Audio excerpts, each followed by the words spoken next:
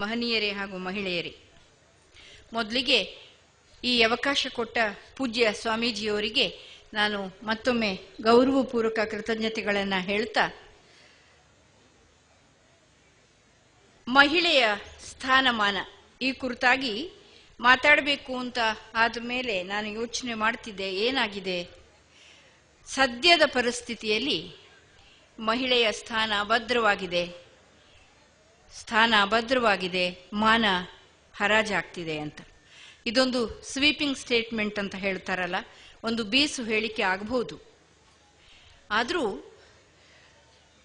ನಾವೆಷ್ಟು ಮುಂದೆ ಹೋಗ್ತೇವೋ ಅದರ ಡಬಲ್ ಅಥವಾ ತ್ರಿಬಲ್ ಹಿಂದೆ ಬರ್ತಾ ಇದ್ದೀವಿ ಅಂತ ಅನ್ಸತ್ತೆ.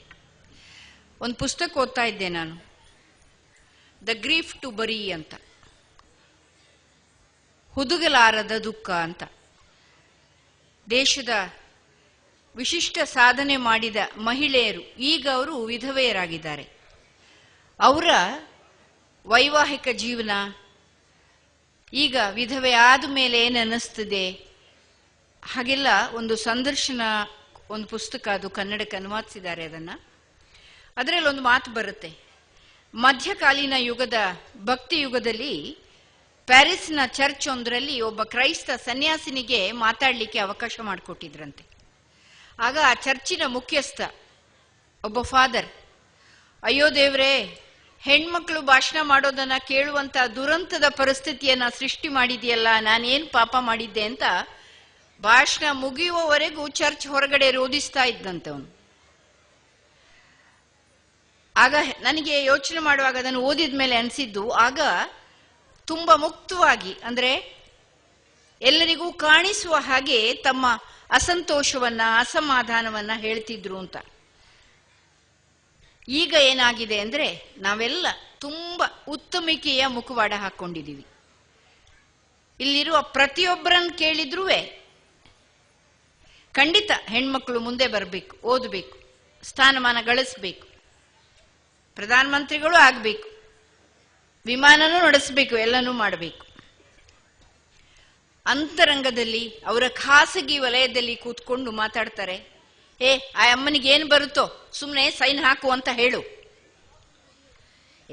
ಅವಳಿಗೇನು ಗೊತ್ತಾಗತ್ತೆ ರೀ, ಸುಮ್ಮನೆ ಇದ್ದಾಳೆ 10ರೊಟ್ಟಿಗೆ 11 ಅಂತ. ಕಿರಣ್ ಬೇಡಿನೇ ಹೇಳಿದ್ರು, ಮಹಿಳೆ ತಾನು ತುಂಬಾ ದಕ್ಷವಾಗಿ ಕೆಲಸ ಮಾಡ್ತಿದ್ದೇನೆ ಅಂತ ಪ್ರೂವ್ ಮಾಡಬೇಕಾದ್ರೆ ಪುರುಷರು ಮಾಡುವ 2ರಷ್ಟು 3ರಷ್ಟು ಕೆಲಸ ಮಾಡಬೇಕು ಅಂತ. ತುಂಬಾ ದಣಿವಾಗುವಷ್ಟು ಪೊಲೀಸ್ ಆಫೀಸರ್ ಆದ ಕೆಲಸ ಮಾಡಿ ಮನೆಗೆ ಹೋದ್ರೆ ಮನೆಗೆ ಬಂದವರು ಹೇಳ್ತಿದ್ರಂತೆ, ಏನ್ ಮೇಡಮ್ ಪೊಲೀಸ್ ಆಫೀಸರ್ ನೀವು, ಮನೆನೇ ಕ್ಲೀನ್ ಇಟ್ಟಿಲ್ಲಲ್ಲ. ಈಗ ನೀವು ಪತ್ರಿಕೆಯಲ್ಲಿ ಓದಿರಬೇಕು, ರಜನಿ ನೂಯಿ ಅವರು ತುಂಬಾ ಒಬ್ಬ ಸಿಇಒ ಆಗಿ ಒಂದು ಕಂಪನಿಯನ್ನ ನಡೆಸುವವರು ಮನೆಗೆ ಬಂದ್ರೆ ಅವರ ತಾಯಿ, ನಿನ್ ಗಂಡ ಮಲಗಿದಾನೆ, ಆಫೀಸಿಂದ ಬಂದು ಸುಸ್ತಾಗಿದೆ, ಮೊದಲು ಹೋಗಿ ಹಾಲ್ತಾ ಅಂತ. ಅಮ್ಮ, ನಾನು ಸಿಇಒ ಆಗಿ ಅಪಾಯಿಂಟ್ ಆಗಿದ್ದೀನಿ, ಅದೆಲ್ಲ ಮತ್ತೆ ಮಾತಾಡುವ, ಫಸ್ಟಿಗೆ ನೀನು ಹೆಂಡತಿ ಗೃಹಿಣಿ ಅಂತ. ಇಂದಿನ ಮಹಿಳೆಯ ಸ್ಥಾನಮಾನ ನಾವೆಲ್ಲ ತುಂಬಾ ಠಕ್ಕರು, ಸುಳ್ಳು ಹೇಳ್ತೇವೆ, ಹೇಳಿದ ಹಾಗೆ ನಡ್ಕೊಳ್ಳಲ್ಲ. ಹೊರಗೆ ಕಾಣಲಿಕ್ಕೆ ತುಂಬಾ ಬದಲಾಗಿದೆ. ಎಲ್ಲ ಹುದ್ದೆಗಳಲ್ಲಿ ಮಹಿಳೆಯರಿದ್ದಾರೆ, ತುಂಬಾ ಓದ್ತಾರೆ, ಆರ್ಥಿಕವಾಗಿ ಹಾಗೆ ನೋಡ್ಲಿಕ್ಕೆ ಸಂಬಳ ತಿಂಗಳು ತಗೊಳ್ತಾರೆ. ನಾನು ಒಬ್ಬ ಉದ್ಯೋಗಸ್ಥ ಮಹಿಳೆ ಆದ ಕಾರಣ ತುಂಬಾ ಜನ ಸ್ನೇಹಿತರು ರಾಜ್ಯದಲ್ಲೂ ಹೊರ ರಾಜ್ಯದಲ್ಲೂ ಇದ್ದಾರೆ. ಸಂಬಳ ಬಂದ ಮೇಲೆ ಏನಾಗುತ್ತೆ, ಈಗಂತೂ ಮಾಯಾಜಾಲ, ATM ಕಾರ್ಡ್, ನನ್ನ ಅಕೌಂಟಲ್ಲಿ ಹಣ ಇರುತ್ತೆ, ನನ್ನ ATM ಕಾರ್ಡ್ ಇನ್ಯಾರ ಹತ್ರನೂ ಇರುತ್ತೆ. ಮಹಿಳೆಯನ್ನ ಹೆಚ್ಚು ಮಾತಾಡಿದ್ರೆ, ಜಾಸ್ತಿ ಹೀಗೆ ಇರಬೇಕು ಅಂತ ಹೇಳಿದ್ರೆ ಗಂಡ್ಬೀರಿ ಅಂತ ಕರೀತಾರೆ. ನಾನೊಂದು ಕಾರ್ಯಕ್ರಮ ಮಾಡಿದೆ ಆಕಾಶವಾಣಿಯಲ್ಲಿ. ನಮ್ಮ ಆಕಾಶವಾಣಿಗೆ ಇಲ್ಲಿ ಮಾತ್ರ ಅಲ್ಲ, ನಾನು ಬೇರೆ ಬೇರೆ ಕೇಂದ್ರಗಳಲ್ಲಿ ಕೆಲಸ ಮಾಡಿದ್ದೀನಿ. ದಿನ ಹೆಣ್ಮಕ್ಳು ಕಾಣೆ ಆಗ್ತಾರೆ, ಎಲ್ಲಿ ಹೋಗ್ತಾರೆ? ಬೇರೆ ಬೇರೆ ರೀತಿಯ ವ್ಯಕ್ತಿಗಳನ್ನ, ಅಧಿಕಾರಿಗಳನ್ನ, ಸಮಾಜ ಸೇವಾ ಕರ್ತರನ್ನ, ಮಹಿಳೆಯರ ಅಭಿವೃದ್ಧಿಗೆ ಕೆಲಸ ಮಾಡುವವರನ್ನು ಮಾತಾಡಿಸಿ ಎಲ್ಲ ಮಾತಾಡಿಸಿ ಆದ್ಮೇಲೆ ಸ್ಕ್ರಿಪ್ಟ್ ಬರೆದ ಮೇಲೆ ಅದಕ್ಕೊಂದು ಹೆಸರು ಕೊಡಬೇಕು. ಸತ್ಯವಾಗಿ ಹೇಳ್ತೇನೆ, ದೇವರೇ ಅವಳನ್ನು ಕಾಪಾಡು ಅಂತ ಹೆಸರು ಕೊಟ್ಟೆ. ಎಲ್ಲರೂ ಇದೇನು ಹೀಗೆ ಹೆಸರು ಕೊಟ್ರಲ್ಲ ಅಂತ. ಅದರ ಆಳ ಅಗಲ ವಿಸ್ತಾರ ಎಲ್ಲ ಅರ್ಥ ಆದ್ಮೇಲೆ ದೇವರಿದ್ರೆ ದೇವರು ಮಾತ್ರ ಕಾಪಾಡಬೇಕು ಅಂಥ ಪರಿಸ್ಥಿತಿ ಇದೆ. ಮನೆಯಲ್ಲಿ ಕೆಲಸಕ್ಕೆ ಇಟ್ಕೊಂಡಿದ್ದ ಹೆಣ್ಮಗಳು ಬಿದ್ದು ಕಾಲು ಮುರ್ಕೊಂಡು ಅಂತ ಡಾಕ್ಟರ್ ಅವಳನ್ನ ರೈಲ್ವೆ ಸ್ಟೇಷನ್ ಅಲ್ಲಿ ಬಿಟ್ಟು ಹೋಗ್ತಾನೆ. ನಿನ್ನನ್ನು ಪ್ರೀತಿ ಮಾಡ್ತೀನಿ ಅಂತ ಮನೆಯಿಂದ ಹಾರಿಸ್ಕೊಂಡೋದ ಹುಡುಗ ಯಾವುದೋ ಗೊತ್ತಿಲ್ಲದ ಊರಲ್ಲಿ ಬಸ್ ಸ್ಟ್ಯಾಂಡ್ ಅಲ್ಲಿ ಕೂಡಿಸಿ ನಿನಗೆ ಸಾಫ್ಟ್ ಡ್ರಿಂಕ್ ತಂದ್ಕೊಡ್ತೀನಿ ಇಲ್ಲೇ ಕೂತ್ಕೋ ಅಂತ ಹೇಳಿ ಕೈಯಲ್ಲಿ 100 ರೂಪಾಯಿ ಕೊಟ್ಟು ಬಿಟ್ಟು ಹೋಗ್ತಾನೆ. ತಂದೆ ನನಗೆ ನಿಜವಾಗ್ಲೂ ನಾನು ನೋಡಿದ್ದೀನಿ. ಯಾವತ್ತು ನನಗೆ ಒಂದು ಸ್ವಲ್ಪ ದಿನ ಮನುಷ್ಯತ್ವದ ಮೇಲೆ ನಂಬಿಕೆ ಹೊರಟು ಹೋಗಿತ್ತು. ಹಾಸನದಲ್ಲಿ HIV ಪೀಡಿತರ ಮೇಲೆ, ಲೈಂಗಿಕ ಕಾರ್ಯಕರ್ತರ ಮೇಲೆ ಪ್ರೋಗ್ರಾಮ್ ಮಾಡ್ತಿದ್ದೆ ನಾನು. ಒಂದು ಹುಡುಗಿ 9ನೇ ಕ್ಲಾಸ್ ಓದ್ತಾಳೆ. ಅವಳು ಶನಿವಾರ ಮಧ್ಯಾಹ್ನ ಗೋವಾಕ್ಕೆ ಹೋಗ್ತಾಳೆ, ಭಾನುವಾರ ರಾತ್ರಿ ಮನೆಗೆ ಬರ್ತಾಳೆ. ಎಲ್ಲಿಗೆ ಹೋಗ್ತಾಳೆ ಅಂತಂದ್ರೆ ಅವಳು ವೇಶ್ಯವಾಟಿಕೆಗೆ ಕಳಿಸ್ತಾರೆ. ಯಾರು ಕಳಿಸೋದು? ಯಾರು ಕದ್ದು ಹೋಗಿ ಎತ್ಕೊಂಡು ಹೋಗಿ ಹಾರಿಸ್ಕೊಂಡು ಹೋಗಿ ಅಲ್ಲ, ಅವಳ ತಂದೆನೇ ಕಳಿಸ್ತಾನೆ. ಸತ್ಯವಾಗಿ ನನ್ನ ಮಾತು ನೀವು ನಂಬೇಕು. ನಾನು ಅವತ್ತು ಎಷ್ಟು ಹತ್ತಿದ್ದೆ ಅಂದ್ರೆ, ಅವನಿಗೆ ನಾನು ಸಂದರ್ಶನ ಮಾಡಿದೆ. ಅಪ್ಪ ನಿನ್ನ ಹೆಸರು ಹೇಳಲ್ಲ ನಾನು, ಆದ್ರೆ ಯಾಕೆ ಹೀಗೆ ಮಾಡ್ತೀವಿ ಒಂದ್ಸಲ ಹೇಳ್ಬಿಡು ಅಂತ. ಅವನು ತುಂಬಾ ತರ್ಕಬದ್ಧವಾಗಿ ಮಾತಾಡ್ದ ನನ್ನ ಹತ್ರ. ಮೇಡಮ್ ನೀವು ಏನು ಕೆಲಸ ಮಾಡ್ತೀರಿ? ಆಕಾಶವಾಣಿಯಲ್ಲಿದ್ದೇನೆ. ಏನು ಓದಿದ್ದೀರಿ? MA ಓದಿದ್ದೀನಿ. ನೀವು ನಿಮ್ಮ ಬುದ್ಧಿ ಉಪಯೋಗಿಸಿ ದುಡಿತಾ ಇದ್ದೀರಿ. ನನ್ನ ಮಗಳು ಸುಂದರಿ ಅವಳ ದೇಹ ಉಪಯೋಗಿಸಿ ದುಡಿತಾಳೆ. ಏನು ವ್ಯತ್ಯಾಸ ದೇಹಕ್ಕೆ ಮತ್ತೆ ಬುದ್ಧಿಗೆ? ಏನು ವ್ಯತ್ಯಾಸ? ಅಪ್ಪ ನಿನ್ನ ಹೊಟ್ಟೆಯಲ್ಲಿ ಹುಟ್ಟಿದವಳು, ನಿನ್ನ ರಕ್ತ, ನಿನ್ನ ಹೆಂಡತಿ ರಕ್ತ ಹಂಚ್ಕೊಂಡು ಹುಟ್ಟಿದ್ ನಿನ್ನ ಮಗಳವಳು. ಹೆಂಗ್ ಮನ್ಸು ಬರುತ್ತೆ? ದಿನಕ್ಕೆ 15 ಜನ 20 ಜನ ಎಲ್ಲೆಲ್ಲ ಹೋಗಿ ಭಾಷಣ ಮಾಡ್ತೀರಿ ಮೇಡಮ್, ಎಷ್ಟು ಜನ ಸಂದರ್ಶನ ಮಾಡ್ತೀರಿ, ಅದರಿಂದ ದುಡ್ಡು ಬರುತ್ತೆ. ಜನರ ಬುದ್ಧಿಗೆ ಸಂತೋಷ ಕೊಡ್ತೀರಿ. ನನ್ನ ಮಗಳು ಜನರ ದೇಹಕ್ಕೆ ಸಂತೋಷ ಕೊಡ್ತಾಳೆ. ಏನು ಆರ್ಗ್ಯುಮೆಂಟ್? ಏನು ಹೇಳುದು? ನಾನು ನಿನ್ಗೆ ಕೈಯಲ್ಲಿ ಮಾತಾಡ್ಸಲಿಕ್ಕೆ ಸಾಧ್ಯ ಇಲ್ಲ. ನಿನ್ನಂತವನು ಒಬ್ಬ ಅಪ್ಪ ಇದ್ದಾನೆ ಲೋಕದಲ್ಲಿ ಅಂತ ನನಗೆ ಆಶ್ಚರ್ಯ ಆಗತ್ತೆ ಅಂತ ಹೇಳಿ ನಾನಿನ್ನು ಪ್ರೋಗ್ರಾಮ್ ಮಾಡಲ್ಲ ಅಂತ ಕೂತಿದ್ದೆ 4 ದಿನ. ಅಂದ್ರೆ ಏನು ಬದಲಾಗತ್ತೆ ಲೋಕ? ಮಾತಿನಿಂದ ಲೋಕ ಬದಲಾಗಲ್ಲ. ಇದು ಮಾತಿನ ಜಾಲ. ನೀನು ತುಂಬಾ ಚೆನ್ನಾಗಿದೀಯಾ, ನನ್ನನ್ನು ಸಂತೋಷ ಪಡಿಸಿದ್ರೆ ದೇವರಿಗೂ ಸಂತೋಷ ಆಗುತ್ತೆ. ನನ್ನ ಸೇವೆ ದೇವರ ಸೇವೆ ಅಂತಾನೆ ಒಬ್ಬ ಸಂತ ಹೇಳಿದ್ರೆ ಯಾರು ಕಾಪಾಡಬೇಕು? ವಿನಯ ಒಕ್ಕುಂದ ಒಂದು ಪೇಪರಲ್ಲಿ ಕಾಲಂ ಬರೀತಾರೆ. ಅವರ ಅತ್ಯಾಚಾರ 3 ವರ್ಷದ್ದು 6 ವರ್ಷದ್ದು ಎಲ್ಲ ಮಕ್ಕಳದ್ ನೋಡಿ ಮಗಳು ದಿನ ಅಪ್ಪನ ಜೊತೆ ಮಲಗೋಳು. ಅಪ್ಪ ನಾನಿವತ್ತು ನಿನ್ ಜೊತೆ ಮಲಗಲ್ಲ ಅಂದ್ಲಂತೆ. ಯಾಕಮ್ಮಿ ಅಂತ. ಭಯ ಆಗತ್ತೆಪ್ಪ ನನಗೆ. ಮಕ್ಕಳಿಗೆ ತಂದೆ ಬಗ್ಗೆನೇ ಭಯ ಆದ್ರೆ ಎಲ್ಲಿಗೆ ಹೋಗುದು? ನನಗೆ ಆ ಕಾರ್ಯಕ್ರಮ ಮಾಡ್ತಾ ಒಬ್ಬ ಪೊಲೀಸ್ ಆಫೀಸರ್ ಅನ್ನು ಮಾತಾಡಿಸಿದ್ದೆ ನಾನು. ಕೊನೆಗೆ ಓಡಿ ಹೋಗಿ ವೇಶ್ಯಾವಾಟಿಕೆಗೆ ಮಾರಲ್ಪಟ್ಟು ಒಂದು ಹುಡುಗಿ ಸಿಕ್ಕಿದ್ಲು ಮಾತಿಗೆ. ಯಾಕೆ ಹೋಗಿದ್ದಿ ಪುಟಿ? ಯಾಕೆ ಮನೆಯಲ್ಲಿ ಇರಲಿಲ್ಲ? ನಾನು ಹೋಗ್ಲಿಲ್ಲ ಮೇಡಮ್, ಹೋಗ್ಬೇಕು ಅಂತ ಇರಲಿಲ್ಲ. ನನ್ನ ಅಪ್ಪ ಅಮ್ಮ ಸತ್ತು ಹೋಗಿದ್ದಾರೆ, ನನ್ನ ದೊಡ್ಡಮ್ಮ ಮಾರಿದ್ಲು. ಮೇಡಮ್ ನಾನು ಹೇಳ್ತೀನಿ, ನೀವು ಯಾರ್ಯಾರನ್ನೋ ಎಲ್ಲ ಮಾತಾಡಿಸ್ತೀರಿ. ಕಾಯಬೇಕಾದವರೇ ನನ್ನನ್ನು ಬಳಸಿದ್ದಾರೆ. ವೇದಿಕೆಯಲ್ಲಿರುವ ಎಲ್ಲ ಹಿರಿಯರು ನನ್ನನ್ನು ಮನ್ನಿಸ್ಬೇಕು. ಒಬ್ಬ ಪೊಲೀಸ್ ಆಫೀಸರ್, ಒಬ್ಬ ವಕೀಲರು, ಒಬ್ಬ ರಾಜಕಾರಣಿ, ಒಬ್ಬ ಸಂತ, ಒಬ್ಬ ಡಾಕ್ಟ್ರು ಯಾರನ್ನು ರಕ್ಷಿಸ್ತಾರೆ? ಇದು ಯಾವುದು ಕಪೋಲ ಕಲ್ಪಿತ ಕಥೆ ಅಲ್ಲ. ನನ್ನ ಹತ್ರ ದಾಖಲೆ ಇಟ್ಕೊಂಡು ನಾನು ಮಾತಾಡಿಸ್ತೇನೆ. ಏನಾಗಿದೆ ಅಂತಂದ್ರೆ ನಾವು ಸೂಕ್ಷ್ಮತೆ ಕಳ್ಕೊಂಡಿದ್ದೀವಿ. ಇತ್ತೀಚೆಗೆ ತೀರ್ಥಹಳ್ಳಿಯಲ್ಲಿ ಒಂದು ಘಟನೆ ಆಯ್ತಲ್ಲ, ಟಿವಿಯಲ್ಲಿ ಆ ಪೋಸ್ಟ್ ಮಾರ್ಟಮ್ ಆದ ಮಗುವಿನ ಮೇಲೆ ಅಪ್ಪ ಬಿದ್ದುಕೊಂಡು ಅಳುತ್ತಿದ್ದ. ನನ್ಗೆ ಗೊತ್ತಿಲ್ಲದೆ ಕಣ್ಣೀರು ಹರಿದೋಯ್ತು. ನನಗೆ ಪ್ರಶ್ನೆ ಮನಸ್ಸಿಗೆ ಬರೋದು, 3 ವರ್ಷದ ಮಗುವಿನ ಮೇಲೆ ಅತ್ಯಾಚಾರ ಮಾಡುವಾಗ, 60 ವರ್ಷದ ಮುದುಕಿ ಮೇಲೆ ಅತ್ಯಾಚಾರ ಮಾಡುವಾಗ, 18 ವರ್ಷದ ಹುಡುಗಿನ ಹಾರಿಸ್ಕೊಂಡು ಕೈಯಿಂದ ಕೈ ಅದು ಬದಲಾಯಿಸ್ತಿರುವಾಗ ನಿಮ್ಮನೆಯ ಹೆಣ್ಮಕ್ಳು ಯಾರು ನೆನಪಾಗಲ್ವಾ? ಒಂದು ಪ್ರತಿಷ್ಠಿತ ವೇದಿಕೆಯಲ್ಲಿ ನಾನು ಭಾಷಣ ಮಾಡ್ತಿದ್ದೆ. ಆಗ ಒಬ್ಬ ತುಂಬಾ ದೊಡ್ಡ ಮನುಷ್ಯ ಮಾತಲ್ಲಿ ಹೇಳಿದ್ರು, 120 ಕೋಟಿ ಜನ ಇದ್ದಾರೆ, ಅದರಲ್ಲಿ 1% ಮಾತ್ರ ಹೀಗೆ ಅತ್ಯಾಚಾರಕ್ಕೊಳಗಾಗ್ತಾರೆ, ಲೆಕ್ಕ ದೊಡ್ಡದಲ್ಲ ಅಂದ್ರು. ನಾನಂದೆ ಆ 1% ಒಳಗೆ ನಿಮ್ಮ ಹೆಂಡತಿ, ನಿಮ್ಮ ಮಗಳು, ನಿಮ್ಮ ತಂಗಿ ಇದ್ರೆ ಲೆಕ್ಕದ ಪ್ರಭಾವ ಬದಲಾಗುತ್ತಾ?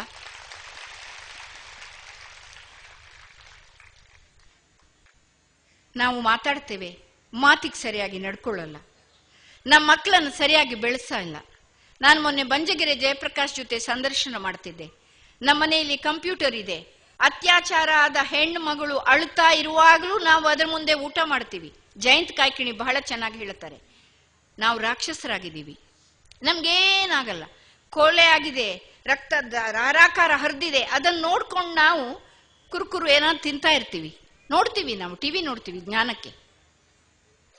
ಸೋಷಿಯಲ್ ಮೀಡಿಯಾ ಇದೆ, ಟ್ವಿಟರ್ ಇದೆ, ಫೇಸ್ಬುಕ್ ಇದೆ, ಇಮೇಲ್ ಇದೆ, ಏನೆಲ್ಲ ಇದೆ. ಪ್ರೀತಿ ಮಾಡ್ಲಿಕ್ಕೂ ಸಾಮೀಪ್ಯ ಬೇಡ. ಎಲ್ಲಾದ್ರೂ ಇರ್ಲಿ, ಐ ಲವ್ ಯು ಅಂತ ಮೆಸೇಜ್ ಕಳಿಸಿದ್ರೆ. ನಾನು ಹಾಸನದಲ್ಲಿ ಇದ್ದಾಗ ನನ್ನ ಮೊಬೈಲಿಗೆ ಯಾವಾಗ್ಲೂ ಒಂದು ಮೆಸೇಜ್ ಬರೋದು, ಯು ಆರ್ ವೆರಿ ಬ್ಯೂಟಿಫುಲ್. ಅರೆ, ಯಾರು ಕಂಡಿಲ್ಲದು ನನಗೆ ವೆರಿ ಬ್ಯೂಟಿಫುಲ್ ಅಂತಾನಲ್ಲ, ಗಾಬರಿ ಆಯ್ತು ನನಗೆ. ಕೊನೆಗೊಂದು ದಿವಸ you are looking very great in this churidar ಅಂತ. ಆಗ ನನಗೆ ಗ್ಯಾರಂಟಿ ಆಯ್ತು ನನಗಲ್ಲ ಅಂತ. ಬಂದ ನಂಬರಿಗೆ ನಮ್ಮ ಆಫೀಸಿನ ಒಬ್ಬ ಸ್ಟಾಫಿಗೆ ಫೋನ್ ಮಾಡು ಅಂತ ಹೇಳಿದೆ. ಮತ್ತೆ ನಾನೇ ಮಾತಾಡಿದೆ. ಒಬ್ಬ ಇಂಜಿನಿಯರಿಂಗ್ ಕಾಲೇಜಲ್ಲಿ ಓದುವ ಹುಡುಗ ನನ್ನ ಪ್ರೀತಿ ಮಾಡೋ ಹುಡುಗಿಗೆ ಮೆಸೇಜ್ ಕಳಿಸಿದ್ದ. ನಾನಂದೆ, ಅಯೋಗ್ಯ ಇದೆಯಾ ನೀನು? ಪ್ರೀತಿ ಮಾಡೋ ಹುಡುಗಿಗೆ ನಿನ್ನ ಮೆಸೇಜ್ ತಲುಪುತ್ತೋ ಇಲ್ವೋ ನೋಡುವಷ್ಟು ನಿನಗೆ ಸಹನೆ ಇಲ್ಲ, ಅಷ್ಟು ಎಚ್ಚರ ಇಲ್ಲ, ಪ್ರಜ್ಞೆ ಇಲ್ಲ, ಪ್ರೀತಿ ಮಾಡ್ಲಿಕ್ಕೆ ನಾಲಾಯಕ ನೀನು ಅಂತ. ಅಷ್ಟು ನಾವು ಅಸೂಕ್ಷ್ಮರಾಗಿದ್ದೀವಿ. ಹತ್ರ ನೋಡ್ಬೇಕು ಅಂತಿಲ್ಲ, ಮಾತಾಡಿಸ್ಬೇಕು ಅಂತಿಲ್ಲ. ಇವತ್ತೊಂದು ದಿನ ಕಳೆದ್ರೆ ಆಯ್ತು, ಅವಸರ ನನಗೆ. ಒಬ್ಬ ಜಿಡ್ಡು ಕೃಷ್ಣಮೂರ್ತಿ ಅಂತ ದೊಡ್ಡ ಮನುಷ್ಯ ಒಂದು ಮಾತು ಹೇಳಿದ್ದಾರೆ, ಉರಿದು ಸಾಯುವುದಕ್ಕಿಂತ ಮದುವೆ ಆಗುವುದು ಮೇಲು ಅಂತ. ಏನೇನೋ ಹೆಸರು ಹೇಳ್ಕೊಂಡು ಈ ಮಾತು ಹೇಳುವಾಗೆಲ್ಲ ಪಂಡಿತಾರಾಧ್ಯ ಸ್ವಾಮೀಜಿಯವರು ಅದಕ್ಕಿಂತ ಹೊರಗಿದ್ದಾರೆ ಅಂತ ನಾನು ಹೇಳ್ತೀನಿ. ನಾನು ನಿಜವಾಗ್ಲೂ ತುಂಬಾ ಊರು ತಿರುಗಾಡಿದ್ದೀನಿ, ಇಡೀ ದೇಶ ಎಲ್ಲ ತಿರುಗಾಡಿದ್ದೀನಿ, ಆಲ್ಮೋಸ್ಟ್ ಕೆಲವು ರಾಜ್ಯ ಬಿಟ್ಟು. ಎಷ್ಟೆಷ್ಟು ತರದ ಮೋಸ ಮಾಡೋರು, ಕತೆ ಹೇಳೋರು, ಭಾಷಣ ಮಾಡೋರು, ಕಾಲಿಗೆ ನಮಸ್ಕಾರ ಮಾಡಲಿಕ್ಕೆ ಅಂಜಿಕೆ ಆಗತ್ತೆ. ಯಾಕೆ ಹಾಗಿರ್ಬೇಕು? ಎಲ್ರ ಹಾಗೆ ನಿಮ್ಮ ಹಾಗೆ ಬದುಕಿಗೆ ಬಂದು ಆ ಕಡೆ ಹೊಡೆದಾಡ್ಕೊಂಡು ಸಾಯ್ಬೋದಲ್ಲ. ಯಾಕೆ ಕಾವಿ ಬಟ್ಟೆ ಹಾಕೊಂಡು ಮೋಸ ಮಾಡಬೇಕು? ನಾವು ಭಾವನಾತ್ಮಕ ಸೆನ್ಸಿಟಿವಿಟಿಯನ್ನ ಕಳ್ಕೊಂಡಿದ್ದೀವಿ. ಮಕ್ಕಳ ಭಾವನಾತ್ಮಕ ಪೋಷಣೆ ಮಾಡಲ್ಲ. ನಾನು ಯೋಗ ಮಾಡ್ತಾ ಮಕ್ಕಳನ್ನು ಯೋಚನೆ ಮಾಡ್ತಿದ್ದೆ. ಹೆಣ್ಮಕ್ಳು ಗಂಡು ಮಕ್ಕಳು ಎಲ್ಲರೂ ಇದ್ರು. ಅವರೆಷ್ಟು ಪರಿಶುದ್ಧವಾಗಿದ್ರು. ಅವರ ಭಾವ ಕೆಡಿಸಿದವರು ಯಾರು? ನಾವು ದೊಡ್ಡವರು. ಹುಡುಗನಿಗೆ ಕೆಸರಲ್ಲಿ ಕಾಲಿಟ್ರೆ ಒಳ್ಳೆ ನೀರಲ್ಲಿ ತೊಳ್ಕೊಂಡ್ರೆ ಆಯ್ತು ಅಂತೀವಿ. ಪ್ರಧಾನಮಂತ್ರಿಗಳೇ ಕೆಂಪು ಕೋಟೆಯಿಂದ ಹೇಳ್ಬೇಕಾಯ್ತು, ನಿಮ್ಮ ಹೆಣ್ಮಕ್ಳಿಗೆ ಕೇಳ್ದ ಹಂಗೆ ಗಂಡು ಮಕ್ಳಿಗೆ ಕೇಳ್ತೀರಾ ನೀವು ಎಲ್ಲಿ ಹೋಗಿದ್ದೆ ಅಂತ? ಕೇಳಬೇಕು. ಗಂಡು ಮಕ್ಕಳನ್ನು ಗಂಡು ಮಕ್ಕಳ ಹಾಗೆ, ಹೆಣ್ಮಕ್ಳನ್ನು, ನನ್ನ ಹೆಣ್ಮಗಳನ್ನು ನಾನು ಗಂಡು ಮಕ್ಕಳ ತರ ಬಳಸ್ತೀನಿ, ಮಾಡಬೇಡಿ. ಹೆಣ್ಣು ಮಕ್ಕಳಾಗಿರೋದು ಒಂದು ಸೌಲಭ್ಯ, ಒಂದು ವಿಶೇಷ ವರದಾನ. ಏನು ಮಾರ್ಧವತೆ, ಏನು ಕರುಣೆ ತಾಯಿ ಹತ್ರ. ಆ ಗುಣಗಳನ್ನು ಬೆಳೆಸಬೇಕು. ಹೆಣ್ಮಕ್ಳಾಗಿರ್ಬೇಕು, ಬೇಕಾದಾಗ ಪ್ರತಿಭಟಿಸ್ಬೇಕು. ನಾನು ಸೇರಿಸ್ಕೊಂಡು ನಾವು ಹೇಳ್ತೀವಿ ಮಕ್ಕಳಿಗೆ, ಎಚ್ಚರ ಇರಿ ಅಬೌಟ್ ಬ್ಯಾಡ್ ಟಚ್, ಕೆಟ್ಟ ಸ್ಪರ್ಶಕ್ಕೆ ಎಚ್ಚರ ಇರಿ. ಅದನ್ನು ಗ್ರಹಿಸ್ತಾ ಬದುಕಿನ ಸೌಂದರ್ಯನೇ ಕಳ್ಕೊಂಡಿದೀವಿ. ಒಬ್ಬ ಫ್ರೆಂಡ್ ನನಗೆ ಹೀಗೆ ಮುಟ್ಟಿದ್ರು, ಯಾಕೆ ಮುಟ್ಟಿದ ಅಂತ ಪ್ರಶ್ನೆ ಕಾಡುತ್ತೆ. ಗಂಡನ ಮನೆಗೆ ಹೋದ್ರೆ ಅನ್ಯಾಯ ಆದ್ರೆ ಪ್ರತಿಭಟಿಸು, ಒಂದು ಅನುಮಾನದ ದೃಷ್ಟಿಯಿಂದಲೇ ಗಂಡನ ಮನೆಗೆ ಹೋಗುದು. ಅದಕ್ಕೆ ಹೆಣ್ಮಕ್ಳು ಗಂಡು ಮಕ್ಳ ತರ ಬೆಳೆದು ಸುಳ್ಳು ಕೇಸ ಹಾಕ್ತಾರೆ, ಒಳಗೆ ಸಿಕ್ಕಿಸಿ ಹಾಕ್ತಾರೆ ಅವರನ್ನ. ನಾನು ತುಂಬಾ ಜನರಿಗೆ ಕೇಳಿದ್ದೀನಿ, actually why do you do this, ತುಂಬಾ ಅನ್ಯಾಯ ಇದು ಅಂತ. ನಿಮ್ಗೆ ಗೊತ್ತಿಲ್ಲ ಮೇಡಮ್, ಎಷ್ಟು ಜನರಿಗೆ ಕಾಡಿಸ್ತಾನೆ. ನನಗೆ ಆ ಶಕ್ತಿ ಇದೆ, ನಾನು ಮಾಡ್ತೀನಿ ಅದನ್ನ. ಎಲ್ಲಿವರೆಗೆ ನಮ್ಗೆ ನಾವು ವಿಶ್ವಾಸ, ನಮ್ಮ ಒಳಗನ್ನ ವಂಚಿಸ್ಲಿಕ್ಕೆ ಸಾಧ್ಯ ಇಲ್ಲ. ಸ್ವಾಮೀಜಿ ಆತ್ಮಶುದ್ಧಿ ಅಂತ ಇಟ್ಕೊಂಡಿದ್ದಾರೆ, ನಾಟಕೋತ್ಸವದ ಧ್ಯೇಯ ವಾಕ್ಯ. ಆತ್ಮಶುದ್ಧಿಯ ಒಂದು ಭಾಗ, ನಾನು ಗಂಡಾಗಿಯೂ ನಾನು ಹೆಣ್ಣಾಗಿಯೂ ತುಂಬಾ ಸಾಧ್ಯ ಆದಷ್ಟು ಮೋಸವೇ ಮಾಡದ ವ್ಯಕ್ತಿ ಇಲ್ಲ. ಆದರೆ ಆ ಸೂಕ್ಷ್ಮ ಕಣ್ಣನ್ನ ಕಳ್ಕೋಬೇಡಿ, ಆ ಸೂಕ್ಷ್ಮ ಭಾವನ ನಾವು ಕಳ್ಕೋಬಾರದು. ಸ್ತ್ರೀ ಸ್ವಾತಂತ್ರ್ಯ ಸಬಲೀಕರಣ ಅಂದ್ರೆ ಮಧ್ಯರಾತ್ರಿ ಹೋಗುದೇನು ಬೇಡಪ್ಪ, ಆ ಕಾಲ ಬರಲ್ಲ ಈ ದೇಶದಲ್ಲಿ. ನನಗೆ ಬೇಕಾದ್ದನ್ನ ನಾನು ಮಾಡಲಿಕ್ಕೆ ಅಂದ್ರೆ ತುಂಬಾ ಸಕಾರಾತ್ಮಕವಾದದ್ದನ್ನ ಯೋಚಿಸಲಿಕ್ಕೆ, ನಿರ್ಧಾರ ಕೈಗೊಳ್ಳಲಿಕ್ಕೆ ಅವಕಾಶ ಕೊಡಿ. ಪೋಷಿಸಿ ಮಕ್ಕಳನ್ನ. ಅಂತ ಬೇಕಾದಷ್ಟು ತಂದೆಯಂದರು ಗಂಡಂದ್ರು, ಅಣ್ಣಂದ್ರು, ಸ್ನೇಹಿತರು ಇದ್ದಾರೆ. ಆದರೆ ಈ ಮಾಯೆಯಲ್ಲಿ ಎಲ್ಲರೂ ಕೆಟ್ಟವರು ಅಂತ ನಾವು ಅನ್ಕೊಂಡ್ಬಿಟ್ಟಿದ್ದೀವಿ. ಹಾಗಾಗಿ ಹೆಣ್ಮಕ್ಕಳನ್ನೂ ಎಚ್ಚರದಿಂದ, ಗಂಡು ಮಕ್ಕಳನ್ನೂ ಎಚ್ಚರದಿಂದ ಬೆಳೆಸಿದ್ರೆ ಮಹಿಳೆಯ ಸ್ಥಾನ ಭದ್ರ ಆಗತ್ತೆ, ಮಾನ ಹರಾಜಾಗೋದು ನಿಲ್ಲುತ್ತೆ, ನಾವೆಲ್ಲ ಮನುಷ್ಯರ ಹಾಗೆ ಬಾಳ್ಲಿಕ್ಕೆ ಸಾಧ್ಯ ಆಗತ್ತೆ. ಹಾಗಾಗಿ ಮಹಿಳೆಯ ಸ್ಥಾನಮಾನ ಅನ್ನೋದು ಮಹಿಳೆಯ ವಿಷಯ ಅಲ್ಲ, ಅದು ಬದುಕಿನ ವಿಷಯ, ಅದು ನಮ್ಮ ಕುಟುಂಬದ ವಿಷಯ, ಎಲ್ಲರ ವಿಷಯ. ಇಂಥ ಸೂಕ್ಷ್ಮತೆಯನ್ನು ಹೃದಯದಿಂದ ಯೋಚನೆ ಮಾಡೋಣ. ಕಂಪ್ಯೂಟರ್ ಹಿಂದೆ ಹೋಗಿ ನಾವು ರೋಬೋಟ್ಸ್ ಆಗಿದ್ದೀವಿ, ತಂತ್ರಜ್ಞಾನದ ಹಿಂದೆ ಹೋಗಿ ರೋಬೋಟ್ಸ್ ಆಗಿದ್ದೀವಿ. ನಮ್ಮ ಭಾವ ಲೋಕವನ್ನ ಹಾಳು ಮಾಡ್ಕೊಂಡ್ಬಿಟ್ಟಿದ್ದೀವಿ. ಒಳ್ಳೆಯವರಾಗೋಣ. ರಂಗ ಸಂಸ್ಕಾರ ಇದನ್ನು ಮಾಡುತ್ತೆ ಅಂತ ನಿನ್ನೆ ಸ್ವಾಮೀಜಿ ಹೇಳ್ತಾ ಇದ್ರು. ನಾಗೇಶ್ ಹೆಗ್ಡೆ ಅವರು ನಿನ್ನೆ ಅದ್ಭುತವಾದ ಮಾತಾಡಿದ್ದಾರೆ. ಅದೇ ಪರಮಾಣು, ಬುದ್ಧನ ಒಳಗಿದ್ದ ಪರಮಾಣು ನನ್ನೊಳಗೆ ಬಂದಿದೆ, ಅಕ್ಕನ ಪರಮಾಣು ನಮ್ಮೊಳಗೆ ಬಂದಿದೆ. ಆ ಹೆಣ್ಮಕ್ಳನ್ನು ಹಾರಿಸ್ಕೊಂಡು ಹೋಗಿ 3 ವರ್ಷದ ಮಕ್ಕಳ ಮೇಲೆ ಅತ್ಯಾಚಾರ ಮಾಡ್ತಾರಲ್ಲ, ಬುದ್ಧನ ಕರುಣೆ ಬರಲಿ ಅವರಿಗೆ. ಶಿಕ್ಷೆ ಕಾನೂನು ಯಾವುದೂ ಅಲ್ಲ, ನಮ್ಮ ಹೃದಯ ಪರಿವರ್ತನೆ ಆಗಬೇಕು, ಮನಸ್ಸು ಪರಿವರ್ತನೆ ಆಗಬೇಕು. ಎಲ್ಲದಕ್ಕೂ ಮನಸ್ಸೇ ಮೂಲ. ಆ ಮನಸ್ಸನ್ನು ಶುದ್ಧ ಮಾಡಿಕೊಳ್ಳೋಣ. ಆಗ ಮಾತ್ರ ನಾವು ಮನೆಯಲ್ಲಿ, ಹೊರಗೆ, ಕಚೇರಿಯಲ್ಲಿ, ವಿಧಾನಸೌಧದಲ್ಲಿ, ಲೋಕಸಭೆಯಲ್ಲಿ, ರಸ್ತೆಯಲ್ಲಿ ಸುಖವಾಗಿ ಧೈರ್ಯದಿಂದ ಓಡಾಡ್ಲಿಕ್ಕಾಗತ್ತೆ ಅಂತ ಹೇಳ್ತಾ ನನ್ನ ಯೋಚನೆಗಳನ್ನು ಹಂಚಿಕೊಳ್ಳಿಕ್ಕೆ ಅವಕಾಶ ಮಾಡಿಕೊಟ್ಟ ಪೂಜ್ಯ ಸ್ವಾಮೀಜಿಯವರಿಗೆ ನನ್ನ ಅನಂತ ಧನ್ಯವಾದಗಳು. ನಾನು ಹೇಳಿದೆ ಮಾತೃ ಹೃದಯಿ ಅಂತ, ನಿಜವಾಗಲೂ ಮಹಿಳೆಯರನ್ನು ತುಂಬ ಗೌರವಿಸ್ತಾರೆ. ಕಳೆದ 22 ವರ್ಷದಿಂದ ಸ್ವಾಮೀಜಿಯನ್ನು ಬಲ್ಲೆ. ಹುಲ್ಲುಗರಿಕೆಯನ್ನ ಸ್ವರ್ಗಕ್ಕೆ ಕಳಿಸ್ತಾರವರು. ಎಲ್ಲರಿಗೂ ಸಮಾನ ಅವಕಾಶ ಮಾಡಿಕೊಡ್ತಾರೆ. ಮತ್ತೊಮ್ಮೆ ಹೃದಯ ತುಂಬಿದ ಕೃತಜ್ಞತೆ ಹೇಳಿ ನನ್ನ ಮಾತುಗಳನ್ನು ಆಲಿಸಿದ ಎಲ್ಲ ಹಿರಿಯರಿಗೂ ಧನ್ಯವಾದಗಳು. ನಮಸ್ಕಾರ.